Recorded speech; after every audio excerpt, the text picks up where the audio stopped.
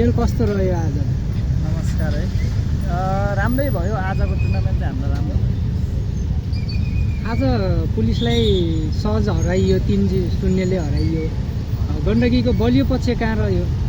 बलियो पक्ष हाम्रो 3जना विदेशी प्लेयरहरू हुनुहुन्छ, प्लस हाम्रो अलिकति डिफेन्स रिसिभहरू राम्रो भएर अलिकति उहाँहरूको तालमेल नमिलेर हामीलाई अलिकति फाइदा भयो भनौँ न। भनेको पुलिसको आज तालमेल नमिल्दा गण्डकीलाई फाइदा। हजुर। विदेशीको प्रदर्शन चाहिँ कस्तो रह्यो गण्डकीमा? विदेशीको पहिलाभन्दा अहिले उहाँहरूको ठाउँको हावापानी र हाम्रो हावापानी फरक भएर एक दुई दिन चाहिँ अलिकति तालमेल नमिलिरहेको अवस्था थियो। 3-4 टुर्नामेन्ट भइसकेको खेलेको उहाँहरूको कम्बिनेसन मिलिरहेको छ। हावा नेपाल हाम्रो देशको हावासँग उहाँहरू गोलमिल भइसक्नु भएको छ जस्तो लाग्छ। अब पर्वतसँग खेल छ, कस्तो रहला पर्वतसँग? खेलौँ अब उहाँहरूको नि एकदम मजबुत टिम हुनुहुन्छ, हाम्रो नि अब मिलिरहेको छ। आश गरौँ राम्रै हुन्छ।